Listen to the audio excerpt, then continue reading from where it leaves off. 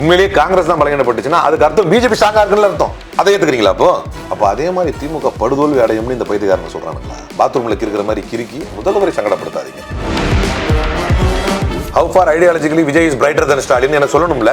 கொள்கை ரீதியான உறவு என்று எங்க தலைவர் ராகுல் காந்தி சொல்லிட்ட பிறகு அவர் கொள்கை ரீதியா விஜயை தேர்ந்தெடுப்பாரா ஸ்டாலினை தேர்ந்தெடுப்பாரா? அவன் தான் அப்படி பண்றான்னா இது இடம் கொடுக்கிற மாதிரி திமுக போர்வை போத்திக்கிட்டு சில பேர் அதை செய்யக்கூடாதுல்ல. திமுக கட்சிக்குள்ளேயே இப்பொழுது அன்னைக்கு வந்து கூட்டணியோடையும் இலவு காத்த கிளிமா 2 வருஷம் அதை தான் பேசிக்கிட்டு இருந்தார். அதாவது டிஎம்கே அலையன்ஸை பார்த்து ஹவு டெஸ்பரேட் யார் அப்படிங்கிறது நமக்கு தெரியும். சீட்டு பேரத்தை அதிகப்படுத்துவதற்காக காங்கிரஸ்காரர்களே இதை கொளுத்தி போடுகிறார்கள் அப்படின்னு வச்சுக்கிட்டா கூட இது கேவலங்க. அப்ப கூட ஒரு தலைமைக்கு கட்டுப்படாதவன் தன்னை எதுக்கு ஒரு கட்சியில செயல்படுறாங்கிறனா பிடிக்கலன்னா வெளியே போ சனியனே.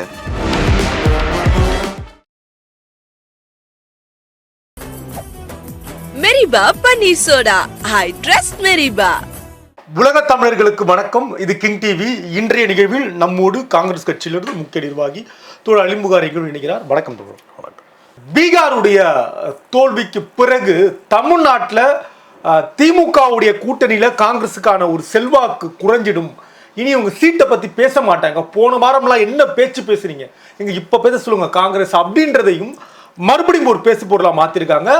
வெளிப்படையாவே பலர் மூத்த பத்திரிகையாளர் என்ற பேர்ல அமர்ந்தெல்லாம் பேசிட்டு இருக்காங்க. இது எப்படி பாக்குறீங்க? இல்ல, இது சில்வண்டு பேச்சு. இது பேசணும்னா ஏற்கனவே நான் முதல்வருடைய ஏதோ நோக்கம் இருக்கணும். நான் எப்படி தலைவர் ராகுல் காந்தியுடைய ஃபேனோ அந்த மாதிரி தமிழ்நாட்டில் வந்து நான் வந்து நம்முடைய முதலமைச்சருடைய ஃபேன் தான். ரொம்ப நல்ல விஷயம். அதனால வந்து என்னை பொறுத்த வரைக்கும் அவர் தெளிவாக சொன்னார், நம்மவர்கள் பேசக்கூடிய பேச்சுக்கு எனக்கு தூக்கத்தை கெடுக்குதுன்ட்டார் ஒரு வாட்டி.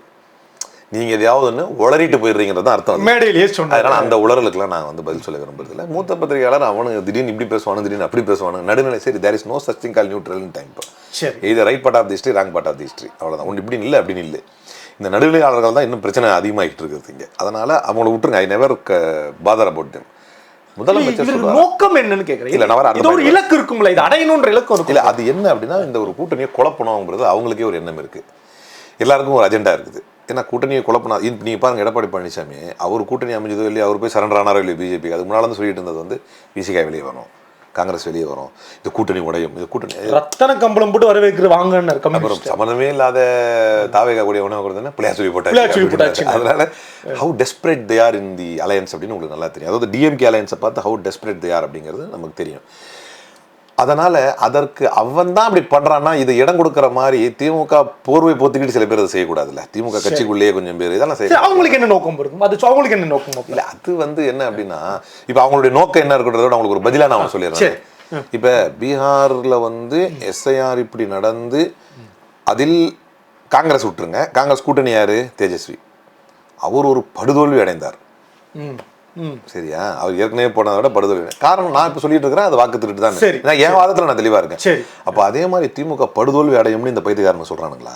அப்போ தானே நீங்கள் காங்கிரஸை பற்றி பேச முடியும். பாதிப்பு காங்கிரஸ் மட்டுமா? நீ வந்து கொள்கை அளவில் எஸ்ஐஆரை வந்து எதிர்க்கக்கூடிய கட்சி, எஸ்ஐஆரை காங்கிரஸை தாண்டி ஒரு கட்சி மிக தீவிரமாக எதிர்க்கிறது. காங்கிரஸ் அல்லாத பீகார் உள்ள மாநில கட்சியாக இருக்கக்கூடிய ஜேடியு அல்லாத வேற எந்த கட்சியுமே வந்து நேரடியாலாம் போல. சரி, இங்கிருந்து ஒரு முதல்வர் நேரடியாக போனாருன்னா அவர் கொள்கையால் அதை எதிர்க்கிறாரு.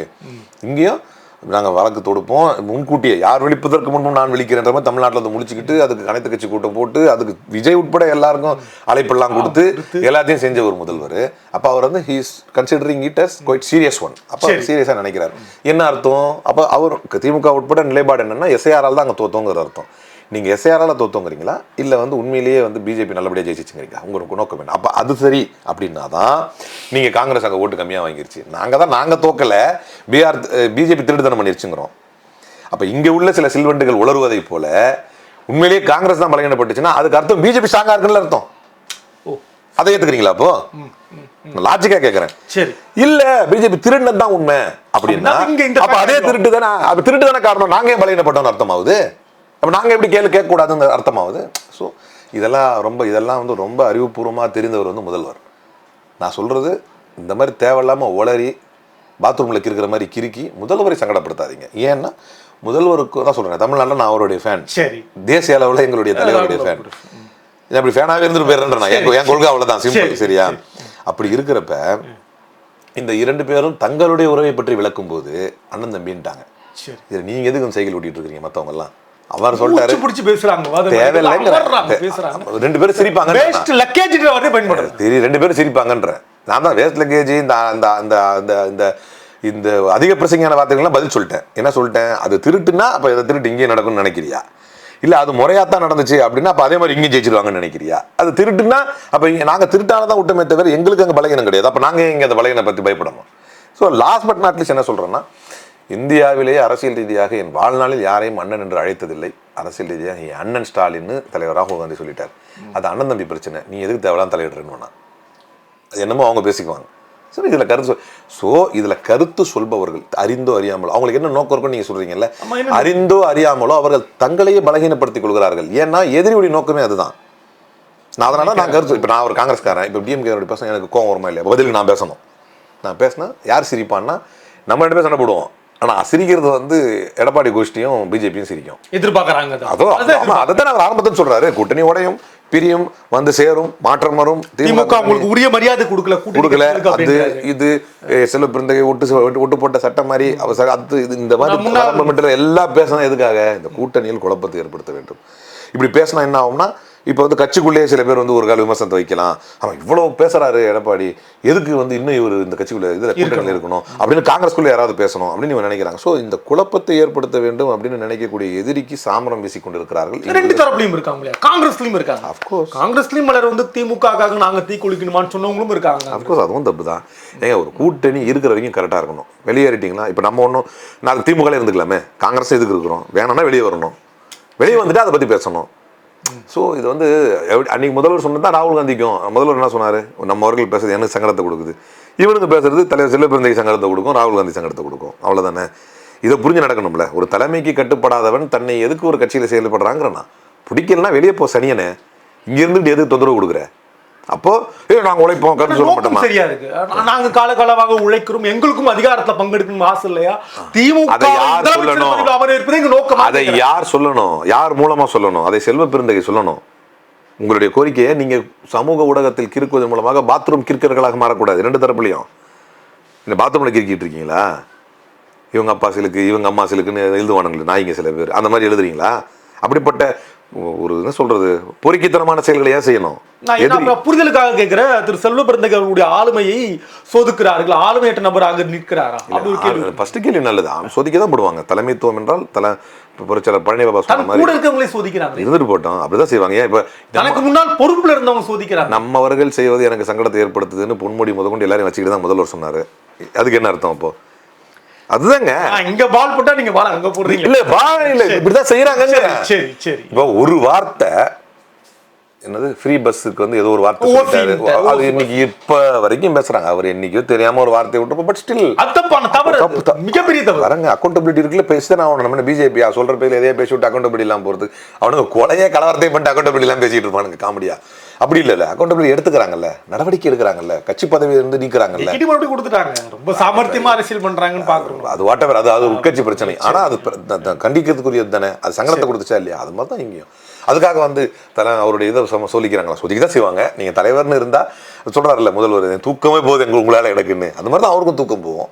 தலைமைன்னு இருந்தால் அப்படி வரும். 4 பேர் 4 கேள்வி. அதுவும் காங்கிரஸ் என்பது வந்து இந்தியாவிற்கல்ல, உலகத்தில் மிகப்பெரிய ஜனநாயக நாடு இந்தியா, உலகத்திலேயே மிகப்பெரிய ஜனநாயக இந்தியா. இந்த இந்தியாவிற்கு ஜனநாயகம் என்றால் என்ன என்பதை வந்து நிரூபித்துக் கொண்டிருக்கும் கட்சி காங்கிரஸ். அப்படின்னா பல்வேறு தலைவர்கள் இருப்பாங்க, பல்வேறு கருத்துகள் இருக்கும், ஒருத்தர் ஒரு மாதிரி சொல்லுவாங்க. டெல்லிக்கு போய் செல்வ பிறந்தகை எதிராக கம்ப்ளைண்ட் பண்ணாங்கன்னு ஒருத்தர் என்கிட்ட கேட்டார். வேற எங்கே போய் கம்ப்ளைண்ட் பண்ணுவாங்க? பிடிக்கலன்னா எனக்கு சமூக வலைதளத்தில் எழுத சொல்றீங்க, குற்றச்சாட்டு ரிசர்வேஷன் இருந்துச்சுன்னா எங்கே போய் சொல்லுவாங்க? தலைமை தான் சொல்லுவாங்க. அது வரைக்கும் அது சரிதானே அப்படி பார்த்தா. இப்போ அந்த மாதிரி அது முறையா இல்லையான்னு தலைமை கேட்க ஒரு பதில் சொல்லுவார். இல்லை தொடர், இப்போ புரிதலுக்காக நான் கேட்குறேன், நானே புரிதலுக்காக கேட்குறேன். தமிழ்நாட்டில் இருக்கக்கூடிய ஒரு மாநில கட்சி, அதாவது தேசிய கட்சியுடைய மாநில தலைமை எதை நினைக்கிறதோ அதை மத்தியில் இருக்கவங்களும் அதை புரிஞ்சுப்பாங்களா? அந்த இது இருக்குமா? எப்படி இருக்காதுல்ல. அது எல்லா தேசிய கட்சிக்கும் பொருந்தும், எல்லாத்துக்கும் பொருந்தும். பிஜேபிக்கு பொருந்தும், கம்யூனிஸ்ட்டுக்கு பொருந்தும், எல்லாருக்கும் பொருந்தும். ஏன்னா ரீஜனலாக அவங்க இருக்கும், அதை அவங்க கன்வே பண்ணுவாங்கல்ல. கன்வே போய் இப்படி இருக்குதுங்க. பல நேரங்களில் மிஸ் அண்டர்ஸ்டாண்டிங் பண்ணுறது. இப்போ ஃபேக்ஷன் லீடர்ஸ் நிறைய பேர் இருப்பாங்க, முன்னாள் தலைவர்கள் இருப்பாங்க, இன்னாள் தலைவர்கள் இருப்பாங்க, பெரிய தலைவலி முன்னாள் தலைவர்கள் தான். இது ஜனநாயகங்க. இது நீங்கள் மண்டர் வரைக்கும் சளி இருக்குங்க, மண்டர் வரைக்கும் சளி இருக்கும். இது ஜனநாயகம். இப்படித்தான் போக வேண்டியிருக்கும். இப்போ உதாரணத்துக்கு அண்ணாமலை இருந்தார், என்ன சொன்னார்? பழைய பஸ்ஸில் எல்லாரும் இறக்கி அது காலி பண்ணான்னு வைங்களா. இருந்தாலும் சொல்கிறேன், பழைய பஸ்ஸு நிறைய பேர் ஏறுவாங்க, கொஞ்சம் பேர் இறக்கி விடணும், அதெல்லாம் தப்பான வாதம். அது வந்து நீங்கள் ஒன்று பஸ்ஸை டபுள் டக்கர் ஆக்கணும், சரி, சீட் அதிகமாக இல்லைன்னா சீட் அதிகப்படுத்தணும், இல்லைன்னா சீட்டை தூக்கிட்டு எல்லாரும் நிக்க வைக்கணும். ஆக மொத்தத்துல பஸ்ல நீங்க எல்லாரும் அகாமடேட் பண்ணணும். ஸோ சின்ன பையன் தெரியாம பேசுறாப்புல, அரசியல் அனுபவம் கிடையாது ஒண்ணு. ரெண்டாவது வந்து உங்க ஆளுங்களே வந்து என்னையே கொஞ்சம் பேர் கேட்கறாங்க, நீ எல்லாம் எதுக்கு கவர்னர் பதவி விட்டு இங்க வந்த அப்படின்னு என்ன கேட்கறாங்க. இது யார் கேட்கறா? அண்ணாமலை தான் கேட்கறாங்க. இது நீ அவர்கிட்ட தான் கேட்கணும் அப்படின்னா அந்த மாதிரி பிரச்சனைகள். உதாரணத்தை சொல்றேன், தேசிய கட்சினா இப்போ வேற வழி இல்லையா, தேசிய கட்சினா பாஜக தான் காட்டணும். எங்க அளவுக்கு வலிமையான கட்சி கிடையாது அது. இருந்தாலும் வந்து தேசிய கட்சி அப்படின்னும் போது வெறும் 4 எம்எல்ஏக்களை வந்து அதிமுக கற்பழிச்சு வாங்கினது தான் அந்த 4 எம்எல்ஏ. அதனால வந்து அப்படி பார்த்தா கூட நாங்க பிரதிநிதித்துவ அடிப்படையில் நாங்க தான் பலமான கட்சி. ஸோ ஒரு உதாரணத்துக்கு அந்த தேசிய கட்சின்னு உதாரணம் கட்டுறேன். எனவே இது இருக்கத்தான் செய்யும். அதை தாங்கி பிடித்து அழைத்து செல்பவர்கள் தான் வந்து இப்போ உதாரணத்துக்கு இருக்கிற வரைக்கும் பல பிரச்சனைகள் வந்து அண்ணாமலையால் சிக்கல் ஆச்சு. தன்னை முன்னிலைப்படுத்தி கொண்டார். செல்வ பிறந்தவங்க வந்து அப்படி கிடையாது. தன்னை முன்னிலைப்படுத்திக் கொள்ள தலைவர் இல்லை, கட்சியை முன்னிலைப்படுத்திக் கொள்ள தலைவர். வாக்கு திருட்டுக்கு இவர் ஆர்டர்ல பேட் எடுத்துன்றதுனால மற்றவங்க ஆடுறாங்க அப்படின்றாங்க. இல்லை, இது திமுகவாகவே தன்னை உணர்றாருன்றாங்க மறுபக்கம். அப்படின்னா நயனார் நாகேந்திரன் தனி அதிமுக உணர்றாருன்னு நினைச்சிக்க முடியுமா? அண்ணாமலைக்கு அது பிடிக்கலன்னு ஒரு கோஷி எழுதிட்டு தான் இருக்குது டெய்லி. சரி சரி, திரும்ப தான் சொல்றேன், மண்டர் இருக்கும், சளி இருக்கும். ஒரு தேசிய கட்சி என்றால் எல்லாருக்கும் ஒரு ஆசை அபிலாஷை இருக்கும். போடுற எல்லாருமே நடவடிக்கை எடுக்க முடியாது. ஏன்னா நீங்க ஒரு ரீஜனல் பார்ட்டி பார்த்து அப்படி கேட்பீங்க. ரீஜனல் பார்ட்டினா தமிழ்நாட்டில் நடக்கக்கூடிய விஷயத்தை தமிழ்நாட்டில் இருக்கக்கூடிய நிர்வாகிகளை வைத்து தமிழ்நாட்டில் தமிழ் பேசும் தலைவர் இருப்பார். அதான் ஒரு ரீஜனல் கட்சி. சரி, எல்லாமே உங்களுக்கு டைரக்டா புரியும். இது இவருனா அவருக்கு ஒரு லீடர்ஷிப்ல வந்து ஒரு அண்டர்ஸ்டாண்டிங் இருக்கும். அவங்க கிட்ட சொல்லுவாங்க, என்ன பாத்தீங்களா அநியாயமா நீக்கிட்டாங்க அப்படின்னா, ஏன்பா நீக்கிறேன் அப்படின்னு ஒரு கொஸ்டின் வரும். இப்ப அவங்க தரப்புல ஒரு விளக்கத்தை கொடுப்பாங்க. அவர் டைரக்டா தமிழ்நாட்டில் என்ன நடக்குன்னு தெரியாது. இது வந்து பாஜகவுக்கும் பொருந்தும், காங்கிரஸுக்கும் பொருந்தும், கம்யூனிஸ்டுக்கும் பொருந்தும், தேசிய அளவில் ஆம் ஆத்மி இருக்குன்னா ஆம் ஆத்மிக்கும் தான் பொருந்தும், எல்லாருக்கும் பொருந்தும். ஸோ இதை புரிஞ்சுக்கிட்டு தான் நடக்க முடியும். இதை புரிஞ்சுக்கிட்டு நடந்து ஒரு எழுச்சியை வந்து ஆல்ரெடி சொல்ல பிறந்தவங்க வந்ததற்கு பின்னால் பெரிய அளவில் உண்டாக்கியிருக்காரு. நிறைய கிராமப்புற கமிட்டிகளை வந்து உருவாக்கியிருக்காரு. நிறைய பயணங்கள் போயிருக்கிறாரு. நிறைய மாற்றங்களை வந்து கொண்டு வந்திருக்கிறாரு. நிறைய புதிய நிர்வாகிகளை வந்து கட்சியில் சேர்த்துருக்காரு. நிறைய மாற்றங்கள் நடந்திருக்கு. அஃப்கோர்ஸ் ஒரு கட்சி தொடர்ந்து ஒரு 11 ஆண்டு காலங்கள் ஆட்சியில் இல்லை என்றால் என்ன நடக்குமோ அதைத்தான் சந்தித்து கொண்டிருக்கிறோமே தவிர புதுசாக ஒன்றும் இல்லை. மீண்டும் மீண்டும் கல்லறிறாங்க. அது என்ன காரணம் தொடர்? இப்போ கூட காங்கிரஸ் தாவேக்காவுடைய கூட்டணி எல்லாம் அமைவதற்கான வாய்ப்பு இருக்கு. ராகுல் ஃபோன்ல பேசிட்டாரு, வாழ்த்து சொல்லிட்டாரு, அப்படிலாம் சொல்றாங்க. இதெல்லாம் எப்படி பார்க்க? ராகுல் ஃபோன்ல பேசி தலைவர் செல்லப்பந்திக்கு சொல்லணும். அது வரைக்கும் நாங்கள் இதில் கமெண்ட் பண்ண முடியாது. அவர் பேசுவாரா? ஏன்னா எதுவாக இருந்தால் சொல்லுன்னு கொள்கைன்னு ஒன்று இருக்குது. சரி, நான் ஏற்கனவே வந்து விஜய் அவர்களுக்கும் நம்மளுக்கும் ஒன்றும் வாய்க்காத கருத்து கிடையாது. டு பி ஃப்ராங்க், அவர் என்னைக்கு அந்த மேடையில் இப்படியே உட்காந்து டிவியில் பார்த்து இருந்தேன். கொள்கை தலைவர் பெரியார்னார், என்ன அறியாமல் கை தட்டினா. இது நான் கடவுள் நம்பிக்கை உள்ளவன், அதனால சொல்றேன், இது கடவுள் மீது ஆணை. ஏன்னா நான் கை தட்டினேன், அடா நம்ம ஆடுறாங்க அப்படின்னு. ஆனா எப்போ நீங்க வந்து ஒரு சத்திய கொள்கையை ஏற்கிறீங்களோ, என்னைக்கு வந்து வரலாற்றுடைய ரைட் பார்ட் ஆஃப் த ஹிஸ்டரிக்கு வர்றீங்களோ, அன்னைக்கு உங்களை நோக்கி வந்து எதிர்ப்பு. நான் இதை எப்பன்னா இந்த கரூர் சம்பவத்துக்கு முன்னால இருந்து சொல்லிட்டு வர்றேன். நம்மளும் பேசியிருக்கேன். அப்போ உங்களுக்கு வந்து எதிர்ப்புகள் வரும், நெருக்கடிகள் வரும். அப்போ நீங்க எப்படி சமாளிக்கிறீங்கிறத பொறுத்து தான் right part of the history தேர்ந்தெடுக்கிறது பெரிய விஷயம் இல்லை. நீ ரேங்க் பார்ட் ஆஃப் த ஹிஸ்டரியில் இருக்கிறவன் எல்லாம் வேணும்னே ரேங்க் பார்ட் ஆஃப் த ஹிஸ்டரிக்கு போனோம் குறைவு தான். நெருக்கடிக்கு ஒன்று தான் நிறைய. சுவேந்த அதிகாரி, அஜித் பவார், பலர் இருக்காங்க. எல்லாம் நல்லவங்க தான். நெருக்கடிக்கு ஒண்ணவங்க தான். நம்ம ஊர்லயே பலர் இருக்காங்க. டிடிவி தினகரன் இருக்காரு, அன்புமணி இருக்காரு. அன்புமணி எல்லாம் சமூக நீதிக்கு எதிரான வருவீங்களே. டிடிவி தினகரன் இருக்காரு, நல்லா தான் இருந்தாரு, நல்லா அப்படி இப்படி பண்ணாரு, நல்லா பிஜேபி எதிர்த்து பேசினார். யார் அவர் உள்ள தூக்கி வச்சதோ அவங்க இதே போயிட்டாரு. அப்போ இதெல்லாம் என்னன்னா right part of the wrong part of the ஹிஸ்டரியில வந்து மேக்ஸிமம் ஆஃப் த பீப்புள் போறதுக்கான ரீசன் வந்து அவங்க பிடிச்சி போறது. நீங்க ரைட் பார்ட் ஆஃப் த ஹிஸ்டரியில் இருக்கும் பொழுது ஆட்டோமேட்டிக்கா உங்களுக்கு அழுத்தம் வரும், உங்களுக்கு நெருக்கடி வரும், உங்களுக்கு சிறைவாசத்துக்கான பயம் வரும், உங்களுக்கு அதுக்கான வழக்குகள் உங்கள் மீது பாயும், நெருக்கடிகள் தரப்படும். அதை தாண்டி அதை சமாளிச்சு என்ன பிஜேபி வரியான்னு கூப்பிட்டாங்கன்னு கபில் சிபில் வந்து செந்தில் பாலாஜி பத்தி சொல்லலையா? கோர்ட்லேயே சொல்றாங்கன்னா அப்போ எவ்வளோ அது ஊர்ஜிதமான செயல். அதை தாண்டி நிற்கிறாங்கல்ல. அதுக்கப்புறம் உங்க அமைச்சர் பதவி பறி போற அளவுக்கு உச்சநீதிமன்றத்தில் அழுத்தம் கொடுப்பாங்க, தீர்ப்பு தரும். அமைச்சர் பதவி உச்சநீதிமன்றம் பறிவும். அப்ப நான் செந்தில் பாலாஜி பக்கமும் திருமாவளவன் பக்கமும் கலைஞர் பக்கமும் ஸ்டாலின் பக்கமும் நிற்பனா? 2 அழுத்தத்துக்கு சிபிஐ வழக்கு அந்த பக்கம் போயிருச்சுன்றதுக்காக ஒரு எஸ்ஐஆர் போராட்டம் நடத்தி அந்த போராட்டத்தில் பிஜேபி பேரும் எடுக்கல, மோடி பேரும் எடுக்கல. என்னமோ தமிழ்நாட்டுக்கு எஸ்ஐஆர் ஸ்டாலின் கொண்டு வந்த மாதிரி பேசிட்டு இருக்காரு. நான் இவரை எடுத்துக்கவா? சரி சரி. இந்த தெளிவு இல்லாதவரை அப்ப கொள்கை இப்ப இதெல்லாம் கொள்கையில வரும். இதெல்லாம் எந்த சப்ஜெக்ட் கீழே வரும்? கொள்கைங்கிற சப்ஜெக்ட் கீழே வரும். கொள்கை ரீதியான உறவு என்று எங்க தலைவர் ராகுல் காந்தி சொல்லிட்ட பிறகு அவர் கொள்கை ரீதியா விஜயை தேர்ந்தெடுப்பாரா ஸ்டாலினை தேர்ந்தெடுப்பாரா அப்படிங்கிற புரிதல் எனக்கு இருக்கும் வரை, அப்படின்ற புரிதல் எனக்கு இருக்கும் வரை, இல்ல எனக்கு நம்ம விஜய் கூட தான் கூட்டணிக்கு போறோம் அப்படின்னு ராகுல் காந்தி சொல்றாருன்னா he has to prove me, enlighten me how far ideologically Vijay is brighter than Stalin எனக்கு சொல்லணும்ல. நிச்சயமா சொல்லணும். அப்ப இது புரிதல் இல்லாம பேசுறவனா நான் பாத்ரூம்க்கு இருக்குன்னு சொல்லுவேன். எனக்கு ஆமா கட்சியை நீ பலகீனப்படுத்துற. சரி. ஒரு விஷயம் தெளிவடையாத வரைக்கும் இதெல்லாம் என்னன்னா கொளுத்தி போடுவோம், இது வரத்துக்கு வாய்ப்பு இருக்கு. அப்ப இவர்கள் வந்து தன்னை அறியாமல் கட்சியை பலகீனப்படுத்துகிறார்கள். இந்த கேள்வி எழுவதெல்லாம் எனக்கு எவ்வளவு வேதனை கொடுக்குது. ஏன்னா இந்த நேரம் வந்து தலைவர் ராகுல் காந்தி பின்னால ஃபுல் ஃபோக்கஸ்டா வந்து வேலை செய்ய வேண்டிய நேரங்க இது. இதுல இந்த சிந்தனையை சிதற விடுறது, தேவையில்லாத கேள்விக்கு பதில் சொல்லிட்டு இருக்க வேண்டிய சூழ்நிலை ஏற்படுத்துவோர் யாருன்னா இந்த பாத்ரூம் இருக்கிறவர்கள் தான். அப்போ அது பேசு பொருளாக மாத்துறாங்க, ஊடகத்துல கொண்டு வராங்க. இவ்வளவு நேரம் இதை பத்தி பேச வேண்டிய உங்க மேல கல்லெறியதுக்கு ஒரு கூட்டமே தயாரா இருக்குன்ற கேள்வி கல்லோடு தயாரா இருக்காங்க. அதாங்க நான் சொல்றேங்க, எடப்பாடி பழனிசாமிக்கு தான் என்ன செய்ய போகிறோம் அல்லது தான் 4 வருஷம் ஆட்சியில் இருக்கும் என்ன செஞ்சோம், இனிமே நான் வந்தா என்ன செய்வேன், நான் எப்படி எல்லாம் பண்ணுவேன் அப்படின்னு விளக்கத்துக்கு நேரம் இல்லை. பொழுது அன்னைக்கு வந்து கூட்டணியோடையும் இலவு காத்த கிளிமா 2 வருஷம் அதை தான் பேசிக்கிட்டு இருந்தார். அதுக்கப்புறம் இப்பவும் விஜய் போன்றவருக்கு கூட்டணி வந்துட மாட்டாங்களா அப்படின்னு பிள்ளையார் சொல்லி போட்டாச்சுன்னு பேசிட்டு இருக்காரு. இப்படிப்பட்ட ஆள்கிட்ட, ஏன்னா அவருக்கு இருக்கிற மொத்த கவலையும் என்னமே கூட்டணி பற்றி தான். அப்படிப்பட்ட ஆள்கிட்ட போயிட்டு விஜய் வந்தால் நல்லா இருக்கும், நாங்கள் கூட்டணி அமைக்கிறோம், ஸ்டாலின் ராகுல் பேசிட்டு இருக்காரு. அட பேசினா என்னங்க, உங்களுக்கு அதிகாரப்பூர்வ அறிவிப்பு யார் தரணும்? மல்லிகார்ஜுன கார்கேக்கு தலைவர் ராகுல் காந்தி சொல்லணும், மல்லிகார்ஜுன கார்கே வந்து தலைவர் செல்வ பெருந்தகை சொல்லணும். அவர் சொல்லி இங்கே வந்தாதான். அது வரைக்கும் என் வேலை என்ன? ஒரு கடைநிலை தொண்டனா என் வேலை என்ன? கட்சியை பலப்படுத்த வேண்டியது. எனக்கு 1000 பிரச்சனை இருக்கும். நான் வந்து மூத்த தலைவராக இருக்கலாம், மூத்தர் முடிச்ச தலைவராக இருக்கலாம், எவனா இருந்துட்டு போகலாம். சும்மானா வந்துட்டு இத்தனை நாள் இருந்து அப்போ உனக்கு தான் அறிவு இருக்கணும். என்ன பேசணும் என்ன பேசக்கூடாதுன்ற அறிவு இருக்கணும். உன்னால் யாருக்கு சங்கடம் ஏற்படுதுங்கிற எண்ணம் இருக்கணும். என்னை பொறுத்தவரை நான் ரொம்ப தெளிவாக இருக்கேங்க. நான் இருக்கின்ற இடத்திற்கு தலைமைக்கு கட்டுப்படுவேன். எனக்கு இங்கே செல்வ பெருந்தகன், அங்கே மல்லிகார்ஜுன கார்கேவும் ராகுல் காந்தி தான் எனக்கு தலைமை. நான் அதை பார்த்து தான் வந்தேன். இதில் தான் நான் இருப்பேன். நாளைக்கு வந்து சொல்றேன், நாளைக்கு ஒரு எருமை எனக்கு தலைவராக நியமிக்கப்பட்டாலும் அந்த எருமைக்கு கட்டுப்படுவேன். இது என் பாலிசி. ஏன்னா அப்பதான் நான் இலக்கு நோக்கி போக முடியும். ஒரு அழிவு கொள்கையை சொல்லி தர்றான், ஒரு வெறுப்பு கொள்கையை சொல்லி தர்றான், அவனே அவன் தலைமை கட்டுப்பட்டு இருக்கும் போது அன்பின் கொள்கையை சொல்லி தர்றேன் என் தலைவருக்கு நான் கட்டுப்பட்டு இருக்கிறதாங்க அவருக்கு நான் செய்யறேன் நல்லது. Love will overcome hate. ஒரு நாள் இல்லை ஒரு நாள் வெறுப்பை வந்து அன்பு வெல்லும் அப்படின்னு சொல்ற ரைட் பார்ட் ஆஃப் த ஹிஸ்டரியில் இருக்கிற ஒரு நேர்த்தியான தலைவனுக்கு நான் என்னால் எந்த வகையில் சங்கடம் வந்துடக்கூடாது. என்னால் முடிஞ்ச வரைக்கும் நான் நல்லது செய்வேன். கட்சி காங்கிரஸ் இருக்கு, எனக்கு என்ன நயா பைசா காசு கொடுத்துருக்குமா, இல்லை ஏதாவது அதிகாரத்தில் வந்து இங்கே எதாவது பங்கு வந்து கிடைக்குதா நம்மளுக்கு, இல்லை ஏதாவது நடக்குமா நடக்காதான்னு தெரியாது. ஆனால் இன்னைக்கு நம்ம உறுதியாக இருக்கிறோம்னா அதுக்கு 1000 விமர்சனம் ஒரு மாதிரி சொல்லிட்டு போவான். இவன் சார்ந்த மதம் அதுக்கு காரணம்னு சொல்லுவான், இவன் அதுன்னுவான் இதுன்னுவான். அதுக்கு 1000 வழி இருக்கு எனக்கு. பர்சனலாக சொல்கிறேன். அப்போ நீங்கள் அதை பர்சனலாக இப்படிலாம் பண்ணுறாங்கன்னு அதை பர்சனலாக தான் பதில் சொல்ல முடியும். அப்போ ஒவ்வொருத்தரும் பர்சனலாக என்ன உணரணும்னா, எனக்கு கூட 1000 ஆசை இருக்கும். திமுகவில் இருந்தால் ஒரு 10 சீட்டு தான் 20 சீட்டு தான் தருவாங்க, 25 சீட்டு தான் தருவாங்க, அதில் எனக்கு அது சீட்டு கிடைக்கும். விஜய் கூட போனால் அவர் இன்னொரு 50 சீட்டாக கொடுப்பாரு, அதில் எனக்கும் ஒரு சொல்லிட்டு இருக்காங்க. அப்படின்னா நியாயமா நாங்களும் அப்படித்தானே பேசணும். என்னுடைய சுயநலனை தாண்டி ஒரு கொள்கையோடு இருக்கக்கூடிய ஒரு மண்ணின் மூலமாகத்தான் எனக்கு என்னங்க பிரச்சனை. இந்தியா முழுக்க இவ்வளோ அடி உதவுள்ளது, தமிழ்நாட்டில் எல்லாரும் சேஃபாக இருக்கிறாங்க. அதுக்கு காரணம் என்ன? உடனே சொன்ன திமுக சொம்பு ஊப்பி அப்படின்னு பைத்தியக்கார மாதிரி. அதை இது காரணம் என்னன்னா கொள்கை இருக்கு. சரி, ஒரு சின்ன பிரச்சனைக்கு சிபிஐக்கு போறதே தப்புன்னு சொன்னதை சிபிஐக்கு போறதை ஏத்துக்கிறோம். கேட்டா நாங்க சிபிஐ வாதம் நாங்க வைக்கிறோம். எதுக்கு நான் கேக்குறேன். நாங்க வைக்கல. நீ எதுக்கு? ரெண்டு கூட தப்பு. அது ரெண்டு கூட எங்க கொள்கைக்கு சிபிஐக்கு போறது தப்புன்னு எங்க தலைவர் விஜய் பேசியிருக்கிறாரு. எங்க கொள்கை அதுதான். அதனால இவர் யாருங்க சம்பந்தம் இல்லாத சிபிஐக்கு வர்றது?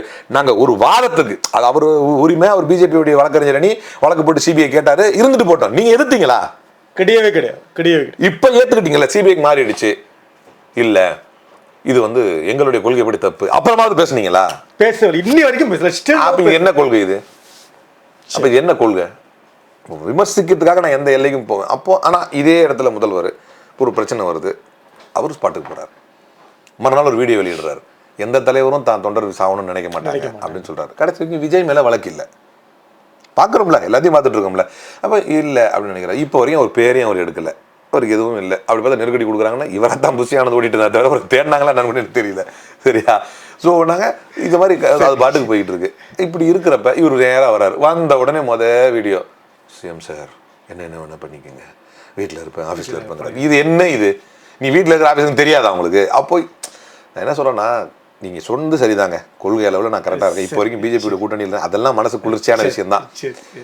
திமுகவுக்கு ஒரு ஆப்போசிட் ஃபோர்ஸாக இருந்து நல்லா வளருங்க. அது வந்து எந்த வகையிலும் பாஜகவுக்கு சாமரமாக வராத மாதிரி பார்த்துக்குங்க.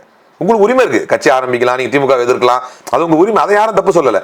எங்களுடைய வாதங்கள் எல்லாம் நீங்கள் எடுத்து வைக்கக்கூடிய எந்த முடிவும் பாஜகவிற்கு ஆதரவாக மாறிவிடாமல் பார்த்துக்குங்கன்னு தான் நான் சொல்கிறேன். அப்போ வந்து இங்கே வர்றாரு அண்ணாமலை வந்து உங்களுக்காக பேசுகிறாரு. அதுக்கப்புறம் தான் நெரேட்டிவ் வேறு மாறி போய் உடனே பிஜேபி ஐடிவிங்க எல்லாம் உள்ள பூந்து இது திமுகவுடைய சதின்னு பேசுகிறாங்க. விவாத களங்கள் எல்லாம் நீங்கள் எதுவுமே சொல்ல மாட்டேங்கிறீங்களே. உன் ஆதரவு எனக்கு எதுக்கியா? நீ ஆதரவு கொடுத்தா நான் தப்பிக்கணும் இல்லையா? இதுக்காக நான் ஜெயில் கூட போறேன்னு சொல்லிருக்கணுமே இல்லையா? சொல்லலை, இன்னி வரைக்கும் சொல்லலை. அப்போ இதுதான் நான் கொள்கைங்கிறேன். இதுதான் நான் செந்தில் பாலாஜி உதாரணம் காட்டுறேன், இதான் பொன்முடி மேல இருக்க வழக்க உதாரணம் காட்டுறேன், இதை நான் வந்து டாஸ்மாக் விஷயத்தை உதாரணம் காட்டுறேன். அவன் நீ சரண்டர் ஆகும் தானே கேட்கறான், அவன் ஆக மாட்டான்ல பிரச்சனை பண்ணி. அதுதான் இன்னைக்கு ஒருத்தர் சொன்னார் சூப்பரா, இத்தனை 1000 கோடி நீ தரலன்னா கூட என்னுடைய சொந்த நிதியிலிருந்து நான் நடத்த வேண்டிய தவிர ஒருபோதும் சர்வ சிக்ஷா அபியானது நிதி தரலங்கிறதுக்காக நான் பணிஞ்சு போக மாட்டேங்கிறார். கேரளாவே பணிஞ்சு போயிட்டா, நான் பணிஞ்சு போக மாட்டேன் நிற்கிறார். அப்ப நான் இந்த பக்கம் நிப்பேன், அந்த பக்கம் நிப்பேனா? இப்ப நான் கொள்கைன்னு சொல்லிட்டாரு எங்க தலைவர் ராகுல் காந்தி. ஏன்னா அவர் நிலைப்பாடு என்னங்கிறது ஓரளவு புரிஞ்சுதான் இந்த கட்சியில பயணிக்கிறோம். அவர் என்ன சொல்றாரு, வருண் காந்தி உங்க தம்பி வரங்கிறாரு கட்சியில, சேர்த்துக்குவீங்களான்னு கேட்டாங்க. பாரத் ஜோடோ யாத்திரையில இருக்கும்போது அவர் வர மாதிரி இருக்கு, சேர்த்துக்குவீங்களா அப்படின்னு கேட்டாங்க. Varun Gandhi is someone who affiliates RSS. there is no space for someone who affiliates RSS. ஒரே பதில், தெளிவான பதில். அவன் என் தம்பியாக இருக்கட்டும், பிஜேபியில் எம்பியாக இருந்திருக்கட்டும், குடும்பமே வந்து திரும்ப சேர்ந்தா பலமாக இருக்குமேனு கூட இருந்துட்டு போட்டோம். அவன் ஆர்எஸ்எஸ் சப்போர்ட் பண்ணுறான், அது சரின்னு சரி காண்றான். ஆர்எஸ்எஸ் சரி காண்றவங்களுக்கு இங்கே இடம் இல்லைன்னாரு. இவ்வளோ கொள்கை தெளிவுள்ள ஒருத்தர் வந்து ஃபோனில் பேசினாரு, ஃபோன்லேயே வந்து இது பேசிட்டாரு அது பேசிட்டாரு. என்ன சொல்கிறாங்க, இப்படி கூட வச்சுக்க ஓப்பனாக சொல்கிறேன், சீட்டு பேரத்தை அதிகப்படுத்துவதற்காக காங்கிரஸ்காரர்களே இதை கொளுத்தி போடுகிறார்கள் அப்படின்னு வச்சுக்கிட்டா கூட இது கேவலங்க. அப்போ கூட எங்களுக்கு அப்படி ஒரு கேவலம் தேவையில்லை தான் சொல்கிறேன். தோத்துட்டீங்கன்னு நாங்கள் நியூஸ் 18 விவாதத்தில் நான் சொன்னேன், இது வந்து நீங்கள் ஸ்ட்ராட்டஜியாக அதை எடுத்துருக்கணும். இது இருக்கட்டுங்க, பிஜேபி செய்கிற ஸ்ட்ராட்டஜிங்க. ஏங்க ஜனநாயகத்தை படுகொலை செய்து குழி தோண்டி புதைத்து விட்டு ஜனநாயகத்தின் கழுத்தை அறுத்து விட்டு இதுதான் ஸ்ட்ராட்டஜினா, அந்த ஸ்ட்ராட்டஜி எனக்கு வேணான்னு என் தலைவர் ராகுல் காந்தி சொல்கிறார். அவர் பின்னால் நான் உறுதியாக நிற்கிறேங்க. சரி, அதே மாதிரி தான் நாங்கள் இப்போ உறுதியாக நிற்கிறோம். எது கொள்கையோ அது எங்கள் தலைவருக்கு தெரியும். அவர் சொல்வதைத்தான் இங்கே உள்ள தலைவர் சொல்லுவார், அதை நாங்கள் ஃபாலோ பண்ணிட்டு போயிடுவோம். எங்களுக்கு அதில் பிரச்சனை இல்லை. தொடர்ந்து பேசலாம் தோழர். ரொம்ப நன்றி தோழர். நன்றி. Meriba Paneer Soda. I trust Meriba.